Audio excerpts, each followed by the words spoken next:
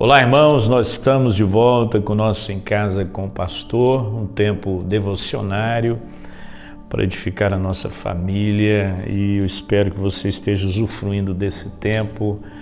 Nós temos hoje grandes ferramentas para abençoar nossa casa, nossa família. Muitos pais não sabem o que os filhos estão fazendo, os maridos e esposas, cada um por um lado.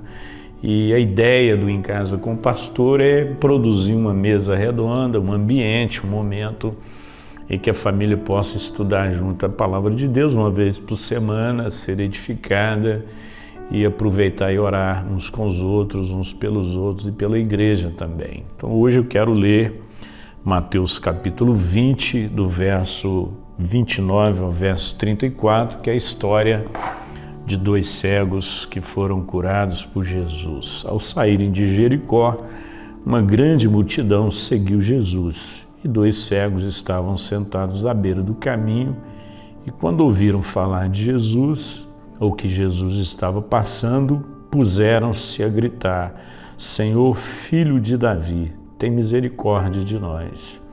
A multidão os repreendeu para que ficassem quietos, mas eles gritavam ainda mais: Senhor, filho de Davi, tem misericórdia de nós.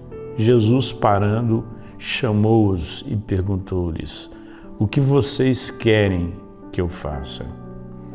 Responderam eles: Senhor, queremos que se abram os nossos olhos. Jesus teve compaixão deles e tocou nos olhos daqueles, e imediatamente eles recuperaram a visão e o seguiram. Muitas vezes as pessoas se perdem naquilo que de fato elas realmente querem, o que elas realmente precisam. Eu lembro quando criança assistia o Gênio da Lâmpada e eu ficava aguardando aquela hora que Aladim pegava a lâmpada, esfregava e fazia seus 3 pedidos.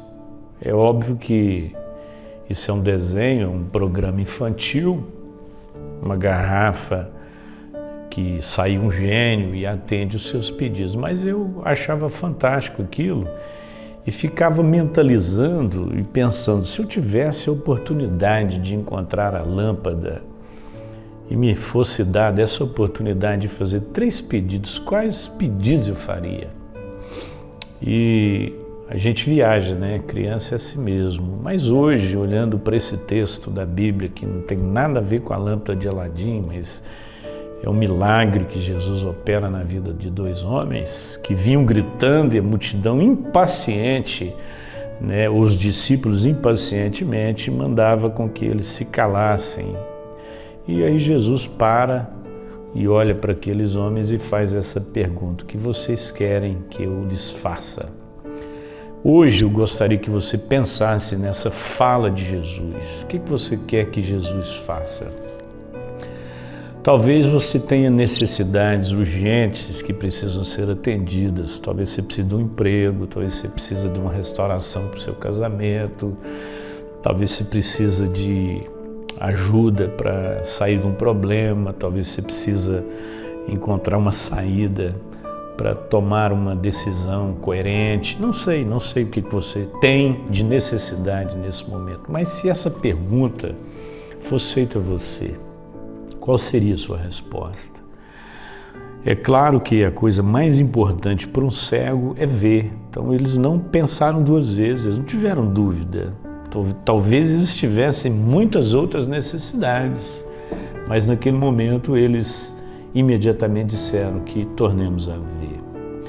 Talvez esse seja também o seu problema e a sua maior necessidade, que você torne a ver. Isso mostra que esses homens enxergaram um dia eles viram com clareza. Alguma coisa aconteceu e eles perderam a visão. Você tem hoje cego de nascença e você tem gente que, por algum problema, perdeu a visão. Eu acho que ser cego de nascença é mais fácil, porque de fato você nunca viu, então continuar nunca vendo não é tão complicado assim. Agora imagina alguém que via, né? Você que enxerga, de repente você fica cego.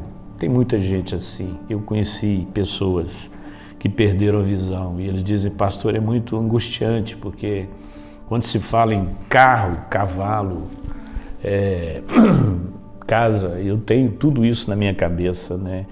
E isso está tudo no passado. Eu perguntei para um cego se ele sonhava. Ele falou, eu sonho.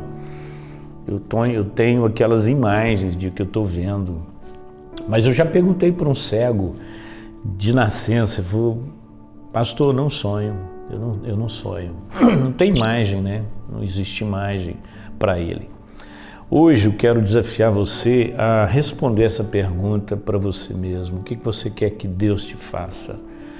Talvez você precise aprender a priorizar a vida. Muitas vezes nós estamos pedindo para Deus coisas que não são tão relevantes assim. Alguém disse que o dinheiro ele é fundamental, mas não é essencial. Muitas vezes nós nós tratamos as coisas que são fundamentais como se elas fossem essenciais. Não tem nada mais importante, irmãos, do que ter os nossos olhos espirituais abertos. A Bíblia diz que o Deus desse século cegou o entendimento dos homens para que eles não vejam. Há uma cegueira espiritual que impede os homens de contemplarem aquilo que Deus tem para a vida deles. A palavra de Deus diz que quando Paulo foi alcançado com o evangelho da graça, a Bíblia diz que ele caiu no chão e ficou cego. 3 dias ele ficou cego. E provavelmente Jesus estava querendo revelar a cegueira espiritual de Paulo. E aí depois de 3 dias ele foi enviado até a casa de Ananias e lá ele foi curado. As escamas caíram dos seus olhos e ele foi curado. Depois ele dá testemunho dessa experiência dele e disse que uma luz muito forte bateu nos olhos dele, que ele ficou cego. Essa mesma luz que cegou os olhos de Paulo é a luz que abriu os nossos olhos, que abriu o nosso entendimento. Talvez por alguma razão você está perdendo a visão espiritual, você está ficando cego para a realidade de que Deus é que cuida, Deus é que tem o controle. Talvez o seu desespero maior é porque você perdeu essa consciência, aquilo que você enxergava um dia, você perdeu. Toda nitidez, toda clareza, sua mente ficou confusa, seus olhos ficaram ofuscados. Hoje, talvez esse tenha que ser o seu pedido, que eu torne a ver, que eu enxergue de novo, que eu veja a vida com os olhos da fé, que eu veja as coisas como de fato elas são. A Bíblia diz que as coisas do mundo, elas são apenas aparência do que existe. Tudo que está aí, que os nossos olhos contemplam, é apenas sombra do que existe. A Bíblia diz que as coisas que se veem são temporais e as que se não veem são eternas. Então, desafio você hoje a pedir ao Espírito Santo, se esse for o seu caso, que você torne a ver, que o seu coração torne a queimar de paixão pelo Evangelho, que você volte a nutrir a esperança que você perdeu, que você volte a ver. Que seja essa a sua oração. Pai, muito obrigado por Jesus Cristo que abriu os nossos olhos. Eu era cego e agora vejo. Não permita que eu perca a visão espiritual, que os meus irmãos percam a visão espiritual. Mas se há uma outra coisa que o meu irmão espera que o Senhor faça, faça, Senhor, nesse dia. Assim nós oramos agradecidos em nome de Jesus. Amém.